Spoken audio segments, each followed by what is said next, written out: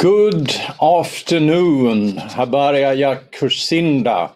Welcome to this combined live streaming event and a local event in Nairobi, Kenya. Today I'm pleased to inform you that this will be the launch of our first in a line of many local democracy talks. It's about if gender champions ruled our cities. We at ICLD are thrilled to have you with us this afternoon, and I hope you will enjoy every minute of it. And once again, welcome. My name is Johan Lilja. I'm the Secretary General of Swedish International Center for Local Democracy. And I have the honor to be the moderator of today's event. This live streaming event is via YouTube and Facebook, and it's organized by ICLD, but together with the Swedish Embassy and the United Cities of Local Governments of Africa and Rifela.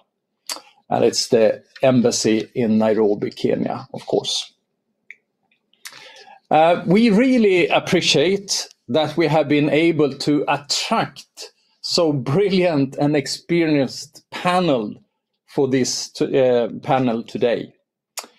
But before I introduce the panelists, it's my great honor and privilege to give the floor to Caroline Vicini, the Swedish ambassador in Kenya, head of mission, permanent representative to UNEP and UN Habitat.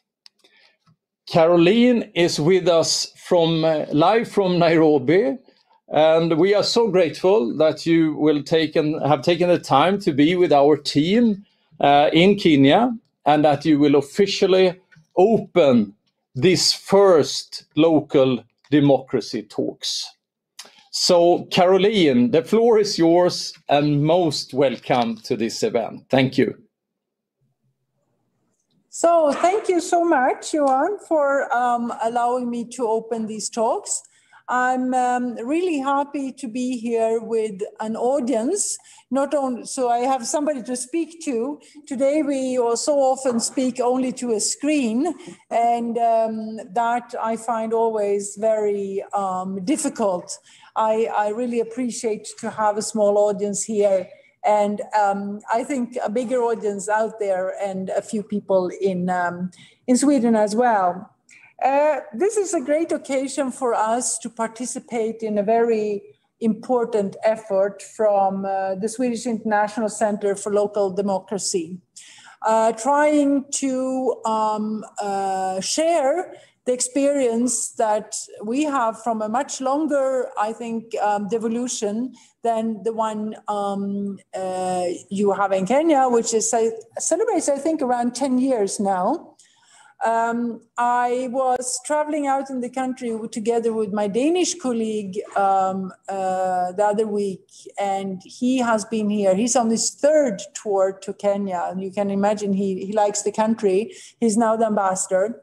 And he was here before the devolution, and he said to me, you cannot imagine what a difference this has made to the country and how impressive it is to see how far the different counties have come in their work with and for the people. So I think the first thing I want to do is really to congratulate the Kenyan population to having such a foresighted constitution, and to be able to not only have a constitution, but also to put it into motion in this very admirable way. Because 10 years is not much when it is to mount a whole governance structure, and also an administration with public servants serving that governance structure.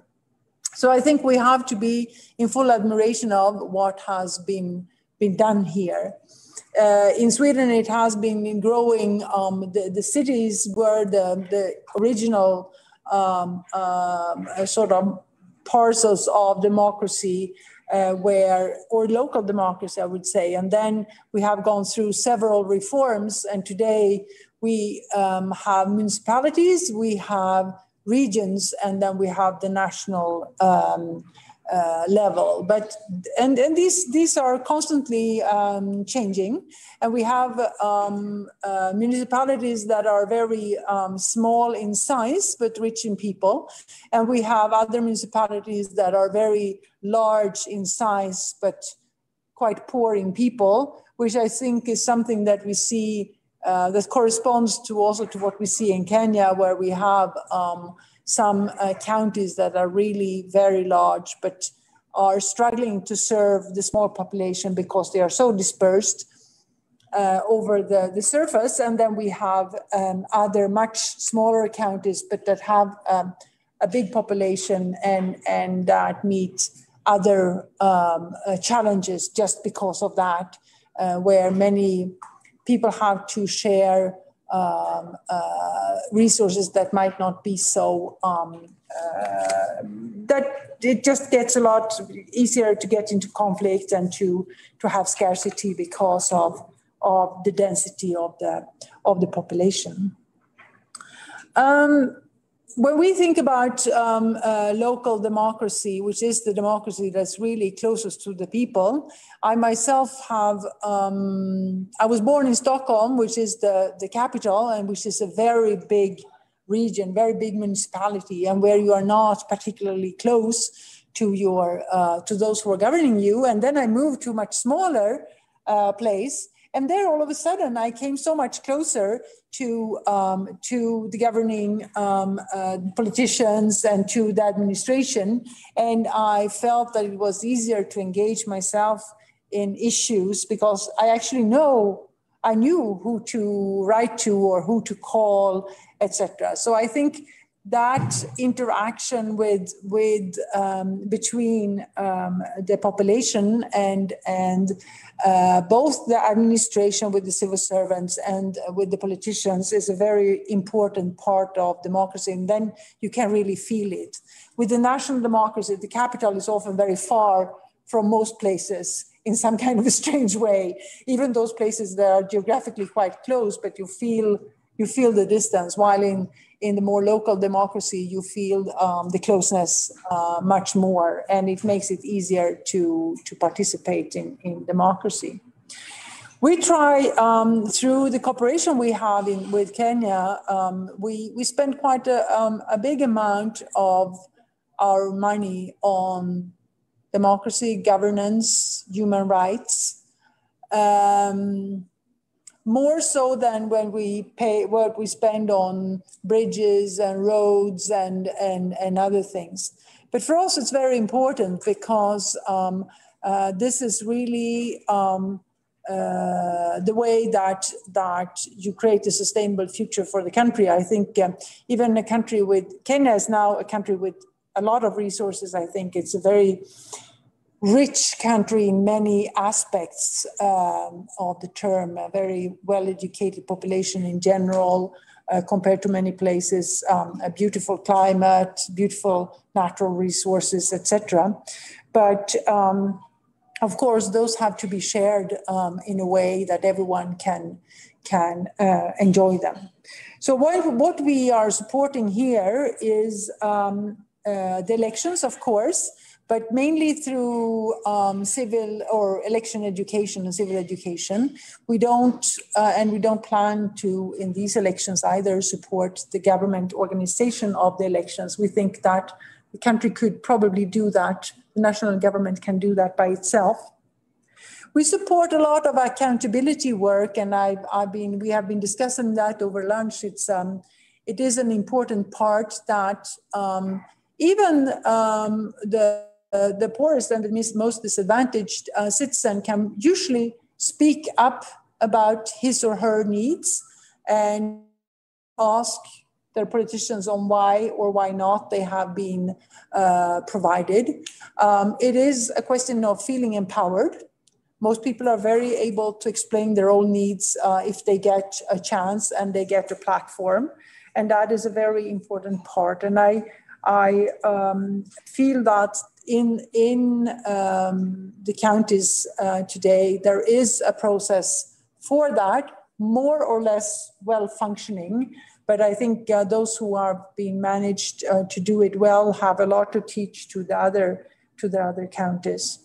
Civil education is another thing we support, important for people to know their rights as well, know their constitution, know for young, particularly for the young generation, and there's a big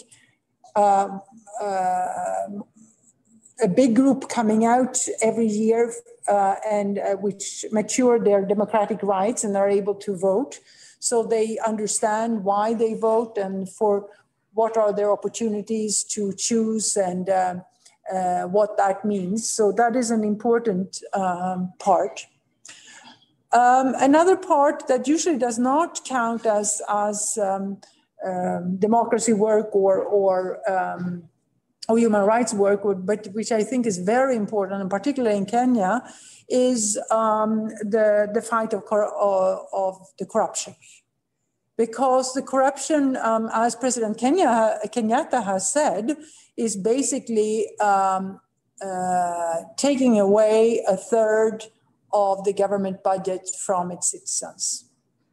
It's a lot of money that is paid in tax of the individual citizen or from companies or other entities. And that is just disappearing, as you might say. And all that money could, of course, have benefited somebody or quite a number of people in the population for projects, for different kind of support. And that. So, thank you, Caroline. We will actually listen more to you. We'll give you also an additional question a little bit later on, but I just wanted also to say that your passion for democracy is really seen in your statement. So thank you for that. I would like now to introduce the panelists and the theme of today. Once again, it's the gender champions, if they rule the cities, but also key policies to create a more equal world from below. And I have together with me an incredible group of policymakers as panelists, and they are Adelina Mwau Ndeto, Deputy Governor for Makueni County in Kenya. I have Nerea Amondi Okech, member of the County Assembly in Homa Bay County. And I also would like to say the winner of a special competition to be the Miss President of Kenya as well. Then I have from Lidingö in Sweden, Amelie Tarsis Ingre, which is the councillor and the chair of Education Committee. And I have also another Swede, which is Jimmy Jansson, the mayor of the city of Eskilstuna in Sweden. And last but not least, Jacqueline Moustache Bell, director of the Gender and Youth Department of UCLG in Africa. Good to have you. And I would like to say that I have 2 rounds of questions to you. And my first question, I turn myself first to you who are in Kenya. And my first question is, what is the most important policy for gender equality implemented in your municipality if we look at the last 10 years? And particularly maybe for young girls. So I turn myself first to Adelina, the deputy governor of Makueni County, and you have now 3 minutes. Try to be time conscious as well. Thank you. Yeah, thank you, the Secretary General, the Ambassador to Kenya, Caroline.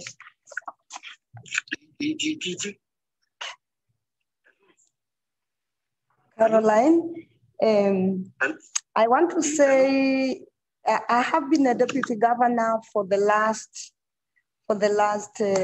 8 years, and I have seen, and I want to agree with you. One of the beauty of Kenya is that we've had devolution now for the last 8 years, and what devolution has done to this country, we needed to have it 50 years down the line would actually be a developed country. Before we actually talk of the most important policy that we passed in Makueni County is first of all to ask ourselves, is there a problem of inequality? Is there? That common understanding has to be built, that conceptual understanding before we come up with a policy, and then look at come up with data. If we agree that there are injustices, there are inequalities, then try to find out where are these inequalities? What impact does it have on men? What impact does it have on women? And then find out how then do we have political will? Because if there isn't political will, then it becomes very, very hard. Even we can have a policy, but then it will be rotting in dust. So for us in Makueni, it was important for us to build that common understanding. Find out, are there inequalities, and where are those inequalities in terms of men and women? And our policy, the most important policy that we've come up with, which is a mother policy, is a gender mainstreaming policy, because that is the policy that every other department will be able to look at and try to see what are the inequalities in, for example, health. We've been able to understand that women are health providers. Therefore, bringing health services close to them is one of the successes that we've had, because when we came in, men and women were walking 10 kilometers to get to a health facility. We've reduced that to 5 kilometers. Water is a traditional role for women. When you bring water closer to the people, closer to the household, you are reducing women's workload. You are also empowering them to actually get involved in viable economic activities, and you are also dealing with the issue of hygiene. So the mother policy. So thank you, Adelina. It's very encouraging to hear, and I think you are so correct when you also mention health and water as 2 important part of the policies that have also generated good gender equality. Thank you so much. And then I turn myself to Nera with the same question. So be my guest. Welcome. Thank you, Jan. Madam Ambassador. I think it was quite an honor and a privilege to participate in this forum, and also acknowledging the strides Makueni has made. Coming from Homa Bay and being a legislator myself, getting into that role and determining what gaps there are. One critical component of gender equality and handling gender-based violence in tandem with SDG number 5 was the aspect of protecting our teenage girls from pregnancy. And one key component that I noted was a clear gap was the aspect of child welfare and protection, because we realize it's not a fully devolved function. And so we, as Homa Bay, we are number 2 in terms of teen pregnancies. We are now at 38% nationally. And that alone is a crisis that for girls like myself, who got pregnant as teenagers, then very well that you could be left behind. And so in promoting and lobbying my colleagues to pass that motion in the assembly, leading to development of that policy, for me was significant, because then it sealed a critical gap that affected me. And I know very well what could have happened if I did not, for example, leave my house and get into employment. And so I look at child welfare and protection, and especially gender-based violence, as one component. But in terms of implementation, I think that's where we need quite a bit of support, because we do not have sufficient resources to push that agenda. Homa Bay County has made significant progress with a lot of support even from UNICEF that have been involved in the process. We've had people like ActionAid coming in to support us. But from where I sit, looking at devolution and where we need to go in the next 10 years, I do not think that we have quite reached it. Look at during COVID, we had up to 6,000 pregnancies in that county over a course of 7 months reported. So unreported could be as much as 4,000.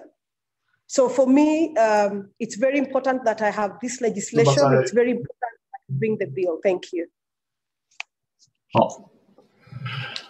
Thank you so much, Nera. I think you are actually taking up one extremely important part, which is also part of the Swedish policy of you can say gender-based violence in home, and also this of girls' pregnancies. So I think that was really, really good. I will now turn myself to our Swedish guests and panelists. And first, I will give the same question to you, Amelie, who is the Councillor and the Chair of Education Committee and in leading. Welcome.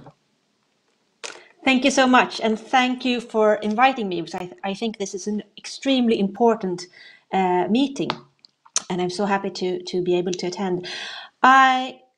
First, I must say that this gender-based violence is, of course, something very serious, that we work with that a lot, and especially during this COVID corona crisis, we've seen that there have been so many more women whose there has been more gender-based violence here as well. Well, as chair of the Education Committee, I would say that the encouragement of every child, girl or boy, to reach their goals, their visions of their lives, their dreams, is the most important. And that means that we need, and we've been working with, to have high expectations, a good school culture, and also to strengthen the reading and writing for all pupils very early. We work with that already in the kindergarten to help the small children to be good readers and good writers. And we also use artificial intelligence to screen the children to see how they can be good writers and readers to develop their school abilities. So that is the most important, I think, that we have done in the school area, but in the for just girls. Thank you. Thank you so much. I think also here, I think the foundation of any possibility to develop is, of course, to have, so to say, the education part. And I think, as you mentioned, of course, we are working in Sweden very much on gender-based violence as well, but also this of giving good opportunities for school children and the good school culture. I will now turn myself to the next Swedish person, who is a male, who represents also that gender is extremely important also from a male perspective. So I'm happy that you, Jimmy, will now receive the same question. The floor is yours. 3 minutes. Thank you, and thank you for having me. I hope I will contribute with some perspectives. First of all, I would like to say that when it comes to gender equality, of course, we have different challenges all over the world, but the structures are more or less the same. So we can do this together and learn from each other. That's very important to agree on that. And I think one of the most important factors to be successful is to hold on and don't give up. This is a long-term work. And you will bump into problems during struggles. So you have to have a strategy which can stand difficulties during the travel. That's our experience when you work with this kind of difficult questions. And another very important factor is that gender equality is not just a question for girls or women. It's equally a question for boys and men.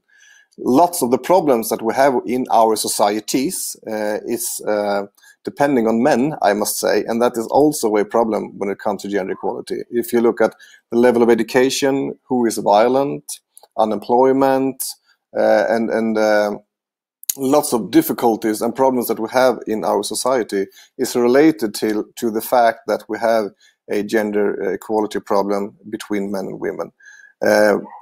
So you have to address the fact that men are also responsible for what we do as a group and as individuals, but also to be a part of the struggle for more gender equality. You have to be honest with that. And in my municipality, we often talk about that gender equality or more gender equality is a tool to solve almost any problem that you have in society. You can talk about results in school, you can talk about violence, you can talk about almost any question. More gender equality will affect any question in a positive direction. So it's a way of undramatizing the question, because you can lose lots of men and also women when you work with it if you don't can prove how more gender equality can be an important tool to make everyone benefit. And in that, statistics is very important. You have to make sure that you have statistics which is gender divided in all areas, in every possible area. If you do that, you visualize the problems, and you can always talk, and you can also talk about them, and you can discuss solution to them. So statistics is very important. Thank you so much, Jimmy. I think also that's good to hear that we have some gender champions amongst men. And I think, as you said, it's equally important that we also get the men and the boys on board if we also should be able to have real equality when it comes to the gender. Thank you so much. I will now turn myself to Jacqueline. You, as the Director of Gender and the Youth Department at United Cities and Local Governments of Africa, you have been an important influence to the network of local elected women of Africa, REFELA. Can you tell us what is the most important achievement of this network? And you also have 3 minutes to address this. So the floor is yours. Thank you, Mr. Secretary General and Excellency, members of the panel, and everybody else following us. Good afternoon. To ask me to sum up REFELA, the success of REFELA in 3 minutes is not really being fair, but then I have to adapt to the rules. Basically, if I'll just in a couple of lines explain REFELA what it means. It means Réseau des Femmes Élues Afrique. there again, it starts, the very name starts on the success of what this organization is, this body is, because the network is about women who have been able to be elected locally. And what we've been on since 2011, we started on the 8th of March. In fact, we are celebrating 10 years. And at this moment, we would like to thank the government of Morocco for sustaining us. And we perform part of United Cities and Local Government of Africa. Now, our success is, and we stress on it all the time, so far, we remain, Refela remains the only network of the world. This is not only for Africa, this is for the world. We are the only network where we have the elected women to come together with our common cause, because at the end of the day, many of the causes that we have, they're basically the same, but it does vary a little according to the culture, the language, the environment, the climate.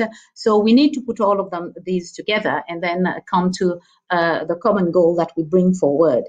And Refela, we have achieved, we have managed to get a 30% representation in UCLG Africa. And this is there to stay. The weight has been established, and it's not a question of if somebody is elected or not, that person, but it is set in a form that we do respect the 30%. And then our main, very important achievement, we have launched a campaign. And on this campaign, we are trying to get children of Africa out of the streets. In Refela, we do not believe that children should be living in the streets. So this is the one whereby we will ask everybody, the whole world, I mean, the whole Africa, and of course, Sweden, to help us to fight this, because children, it's not their place there. And another one is what my other colleagues have mentioned about the zero tolerance of zero tolerance of violence against women and girls. This is also part of our campaign that we have to do away with. There's no way we can allow women, and men for that matter, to have to suffer and succumb to domestic violence. Home is the place where you're supposed to be safe, and there should not be violence there. And our third campaign is about the empowerment, economic empowerment of women. And because we believe that once we have this, then it will help. Because when you empower everybody, it can be men, it can be women. And in the case of Refela, it's women. When we empower them, then it's the way forward. It's like opening all the doors and all the windows, if I may say so as well, for them to grow. Thank you so much. You have reached your 3-minute time limit. But just to summarize, I think what you mentioned, children out of the streets, zero tolerance against violence towards women and girls, which should be, of course, so to say, so natural and so obvious, but it's not the case. And then economic empowerment of women. I think that is crucial, three crucial parts of your statements, and that's very, very good. Thank you, and I hope in the future there will be not just 30% but 50% representation also of women in the leadership. I will turn myself now to our Swedish ambassador, Caroline Vicini. From your perspective, and the perspective of the Swedish embassy, what is the most important thing, if you just mention one important thing that is linked to local democracy from the Swedish embassy perspective? Welcome. 2 minutes, by the way, 2 minutes. Thank you. No, I think what is the most important thing for us? I think it is what has been already said, that we give equal opportunities to men and women in the local democracy. And there it is a question of getting more women into elected positions, which is a very tough thing here in Kenya. It's not easy to be a female politician for many different reasons, many cultural reasons, etc. So I think that is extremely important, but also to encourage women And sometimes you need to seek them out to get them into this accountability work or this public participation. And if they don't come out spontaneously, I think it is up to the county administration and to the county politicians to really go and find them where they are. Because the moment that they get a chance to speak, I'm always convinced that they have a very valuable participation to bring to the table. And men's and women's perspectives are different, and both have to be taken into account. So I think that is what we feel. Caroline, and I think also it's been so valuable to have you with us today. Also, I know that you need maybe perhaps leave a bit earlier, so I will also take this opportunity to thank you also that you have been part of this first local democracy talks. Women's perspective, valuable, yeah, and maybe crucial, I could add. So I think that is also something that we're trying to underline together here today. And thank you all for your input in this first question. Now I will introduce the second question. We talked about key policies and achievements in Kenya and Sweden and Africa in general, but my second question is more critical, and I want you to think about the challenges and the things that are unsolved. We know that we are still long away for achieving the SDG 5 on gender equality. So I want you to address this question and that you, so to say, take this. What is the most important challenge to achieve gender equality in your municipality? And what can be done to overcome this challenge? And this time I give now the floor to the Swedes first. And so I start with Jimmy, the mayor of the city of Eskilstuna, and you get your 3 minutes. The floor is yours. Thank you. I would like to address two perspectives. First of all, the more organizatoric perspective. It's easy to say, but it's much more difficult to do when you would like to integrate gender equality and all those perspectives in your organization among the people who work in your organization and also in your society. And that's what we are trying to do in my municipality, to make sure that in every decision, in every action that is taken, in schools, in elder care, everywhere in the organization, you should have the gender equality as a natural part with you. So the decision you take, you should always ask yourself, is this doing better or worse for the gender equality? And after that, you should act. And that's not so easy to create in an organization, the first part. If you have to choose the biggest problem that we have lots of problems in Sweden, as we have talked about. I would say that gender-based violence or violence in close relationships are the biggest problems. We have 21 about women in Sweden every year who are getting killed by someone close to them. It's almost always a man. And that's a huge problem in every aspect, as you can understand. So, and we are not really managing to solve it. But what we try to do is to inform, educate people in our organization, in the society, to see, to react, and to get information on where to get help and so on. And we do it with the people who work in our organization, and we do it with organizations and in the society as well, to make it a culture in our society where we try to get a stop in this awful thing. Thank you so much, Jimmy. I think to take gender equality into a natural part of all the processes within the municipality is something I think also will help all other municipalities if they would do the same.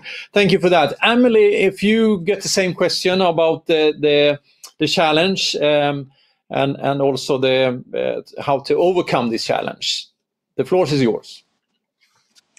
Thank you so much. Well, as Jimmy said, I would also raise gender-based violence and safe houses for women for something that is very, very important. Otherwise, I would say that well-functioning childcare, schools, and elder care is something that helps women, as they often take the most responsibility in the families. So well-functioning local childcare, schools, and elder care. Another thing that I would like to raise from a local perspective is the well-functioning public transportations, as it's often the women who's taking the public transportations in Sweden, the women and the children, while the men are often using the car of the family. A fourth issue that I would like to raise is healthcare, as we also in Sweden have some differences between the health status of men and women, and that is very, very important.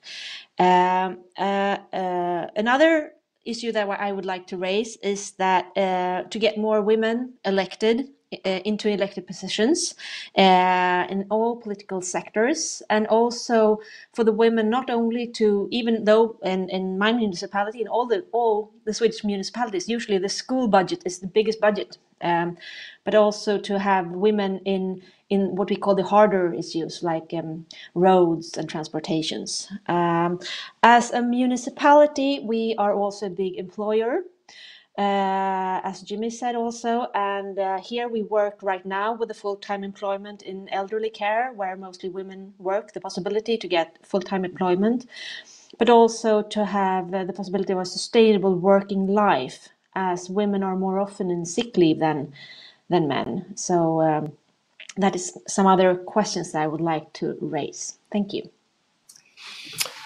Thank you so much, Emily. I think you raised again, of course, the gender-based violence, which is of highest importance, but also this of public transportation and also you can say the healthcare and elderly care. I think all these issues of great importance. I will now turn myself to Kenya once again and give the floor to Nerea, who could address the same thing, the most important challenge to achieve gender equality, and maybe also how to overcome those challenges. Be my guest.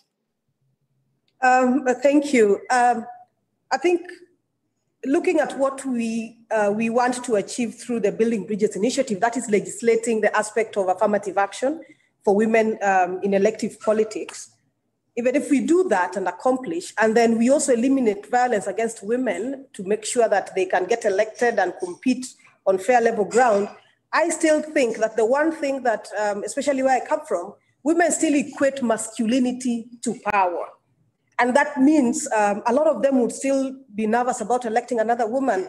So one thing that I have done and continue to promote towards SDG 5 in Homa Bay County is training an amazing group of women in accountability. So one time I actually took a group of 5 women into the assembly, and they sat with our speaker and they petitioned on issues of roads, they petitioned on issues of healthcare, the quality of it and the staffing levels in their community. They were able to identify this through the forums that I hold in the community.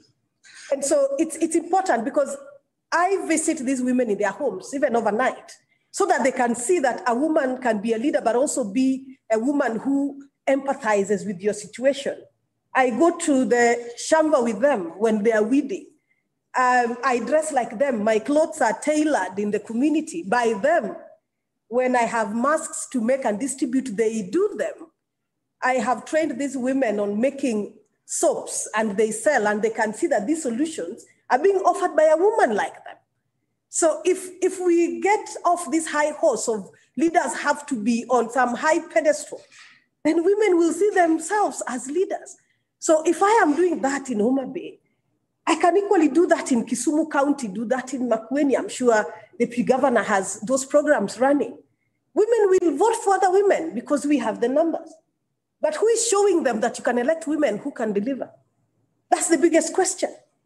So from where I sit, yes, I'm doing my bit, but there is still a gap in ensuring that gender champions in, mashinani, that is the grassroots, have access to resources, both people and both resilient governance systems that can get these women to believe that they can actually run for office and get elected. It has happened before, but we need more women. My county is proudly one of those counties that have 3 women elected as members of parliament, single constituency members of parliament. But we have a gap in electing women into the county assembly. So I've been leading this drive, but I'm not sure whether the whole country will get there in tandem. So even as we finance these programs that support women in elective leadership, then we have to start yesterday, demystify this whole women leadership altogether. You know, we have to appear to be human. Leadership is not about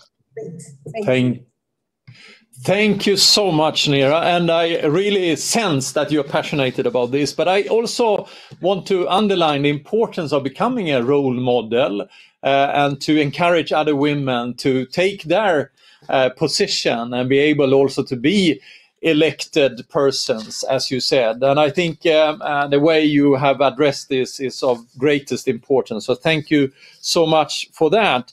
But last but not least, I would also turn myself to Adelina, the Deputy Governor of Makueni County, with the same question. Most important challenge to achieve the gender equality in your municipality, and what can be done to overcome this? The floor is yours.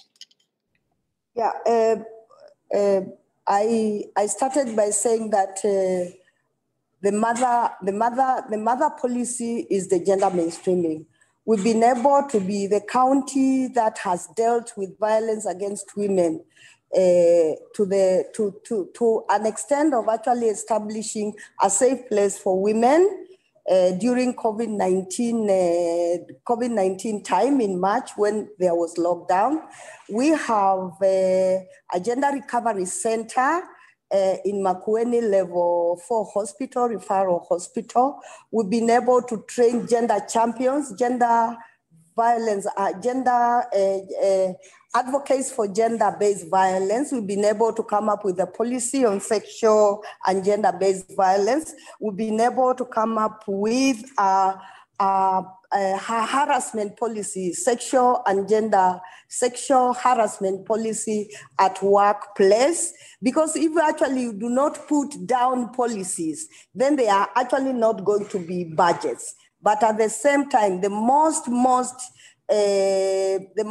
difficult questions we've been battling with is actually understanding gender is not about women, gender is about men and women, and actually being able to convince men. And I like the idea that we need to have male champions as male champions so that we can actually champion gender issues or equality issues. As to the issues of women participation in political and having space to participate in politics, that's something as a county we are taking up. We are a movement of women deputy governors and governors, and we are going to come to bring up a mentorship program where we are going to have young women to come up and help them to actually understand that politics is about politics. They really have the ability to participate and demystify the fact that politics is not about men. Politics is about men and women. So for me, the most difficult question and challenges that I face is that lack of conceptual understanding that gender is not about women, equality is not about, it's about men and Adelina, women, and coming up with policy and political will to do that. Thank you so much, Adelina. I actually were very encouraged to hear about the mentorship, but also maybe to encourage to create male champions as well. So when you are addressing and training gender champions, maybe also turning this to the male to make sure that that is forced to change in the society as well. finally, I turn to you, Jacqueline. We know that partnerships and networks are key to achieve social change. At the Swedish Institute for Local Democracy support partnership between municipalities in Sweden and some African countries. We want to know what is the most important challenge for this network is to support change for gender equality at the local level, and what can be done from an international perspective. So that is only 3 minutes again, but try to address it. Thank you so much. Yes, thank you. Thank you. We have to look at it as it's about justice. What we're trying to advocate is not to leave anybody behind. And if we decide to leave women behind, then we're not being fair to ourselves. It means that we are accepting leaving about 50% of the population. And this is, I don't think anybody in their right mind will do that consciously. So therefore, we're there to put the emphasis on the way forward for this, which is to get women into politics, into local politics. We start local, and once we are at the local level, then we bring it to the national, and we keep going forward. And people have to understand all the time that this is not about feminists. This is about justice. This is about fixing the inequality. And it's never too late to do this. And I firmly believe that we can do it, and we will succeed in doing it. For example, if we look at who feeds our cities? Who feeds the family? It's women. And by the women feeding the family, we are actually feeding our cities. And there we are with the boys, with the men, and the food system is women behind it. So to enable our society to grow, we need to take care of the women from the simplest thing that maybe we've been so accustomed to it, and we don't realize that it's happening. For example, we talk a lot about gender budget sensitivity. Budget sensitivity can start with very, very little things. For example, maternity leave. If governments are ready to uphold the women and get them to be better parents, one way to start is to allow a longer number of weeks whereby the mother can stay home and take care of the child. And we talk about maternity leave. I would also like to talk about paternity leave. This is also very important. This is also building the family, and by building the family, you prepare yourself for a future, a society where there will be less conflict. People will be more comfortable with each other because they will know what it's caring to be, what caring is about. And for women, with regards to budget, what about street lights? We know as women you feel very vulnerable if you work night shifts and you have to go home. And you will refrain from taking over these jobs simply because you feel vulnerable when you have to go back home. And we can encourage, at the moment we have many women in the informal sector. Maybe they're selling whatever they can put their hands on the pavement, but we can, at local level, we can encourage cottage industry.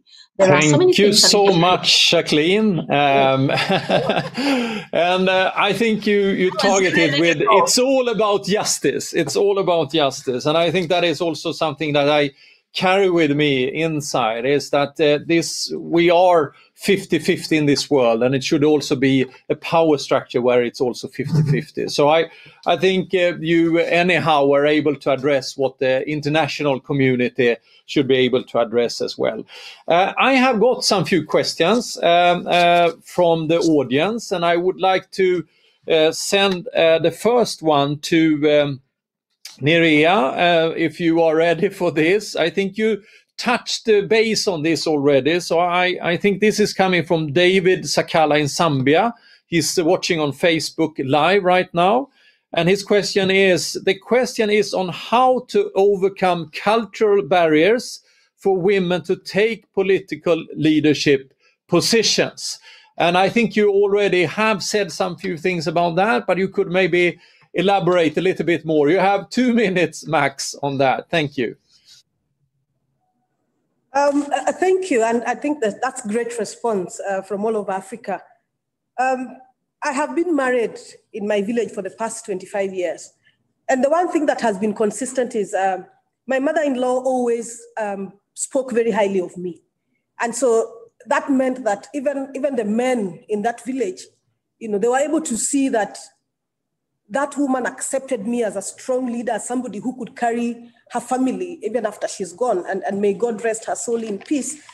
I think one of the other cultural issues, and this is where we bring in the aspect of male champions, because my husband is very categorical to his brothers, to his clanmates, tells them that, I could die today, and I'm very sure that my wife would competently carry my legacy and ensure that my children are competent adults themselves. And so I think it's communities over time have learned that women have a strong support system. And the cultural barriers can only exist if women accept to be bound by those cultural barriers. I have nurtured love within that community. I have shown them that I can cook. I have given them 5 wonderful children. I lead them when we have funerals. I cry and wail like that village woman so that they feel I am part of them. And most importantly, I respect the fact that sometimes the men will sit to determine or chart a way forward. But in most cases, I find that they need me and they will call me and say, Nerea, come, because we need your input in this. So they themselves are helping me break those barriers. And so I do not see that Thank you so much, Nerea. Thank you so much. I think it's such an important message. I want to give another question, maybe to you, Jacqueline. It's Tinashe Mandombe who is saying, how best can we deal with corruption in a context of politically polarized environment? And that is maybe also an issue from a more broader perspective as from United Cities or local governments. Corruption, what to do with that? The floor is yours, 2 minutes. Corruption. Well, there are different ways one defines corruption. Many a time it is used at a political level because we just want, we don't like the guy who is sitting in that chair, or, we want to change the party that's in power. So we tended to call people, say this is corrupt. My advice would be, if we bring it to lower and lower and lower, to the point where we analyze ourselves, the question we can ask is, have I been involved in any corruption? Where I stand now, am I, or have my family, have my friends been involved in any corruption? Define corruption.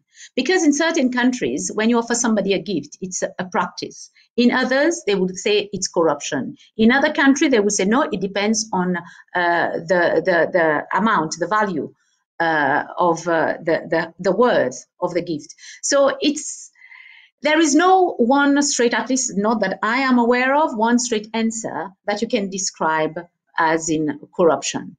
So we all have to look at the perspective of the society where we are, the country in where we're living and how we're practicing it, and in our group. And then we can come to terms with what is corruption, what is not corruption, does it exist, does it not exist, should it be tolerated, should it not, and of course it should not be tolerated, and if not, then how do we fight it? I hope I've answered the question. Thank you so much. I think you elaborated on that in a very good way.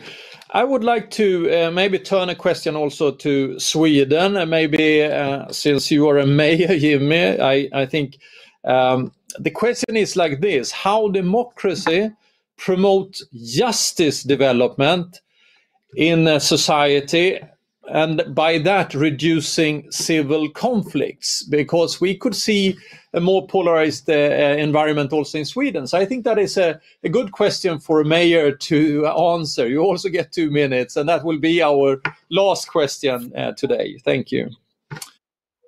Thank you for that easy question.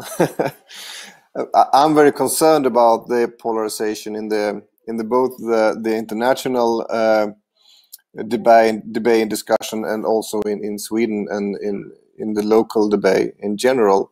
Of course, you have to put different interests and perspectives against each other and have a discussion. That's a part of the democracy. But when it goes that far that you start to stop listening to each other, to see that it could be good intentions from the other side, and try to find out good solutions together, even if you are in a different have different perspectives, is very dangerous in a democracy. And I'm worried about that. And the gender equality, if we talk about that, is one of these questions which are polarizing the debate in many ways. And I have always, therefore, tried to put it in an easy way, just like I told you before, that gender equality is not only a question for women or girls, it's for boys as well. It's for all of us, because in gender equality policies, there are so many solutions, keys to solve so many of the other problems that we have in the society. And by not running these questions in the very confrontative way, but just trying to put them in the ordinary political work every day, which is much easier maybe for me to say in a Swedish context than you have in other parts of the world. I think that you can find success in that. Otherwise, the result might be that you lose everything, and that's not better. Thank you so much, Jimmy, for this last answer on the questions that we got from outside. And I will just now turn myself to you, panelists. Thank you so much for taking part of this panel, and big applaud to you. We are so grateful that you participated, and you also give a lot of insightful answers to the difficult questions and challenging questions. But I think every one of us are promoted and encouraged to be more of gender champions for the future. So thank you all for listening, everyone who has been part of Facebook or YouTube. It's also, I encourage you to also take up the opportunity to be a gender champion where you are. So this will be now the last part of this local democracy talks. Thank you, everyone, and have a continuously good day. Thank you.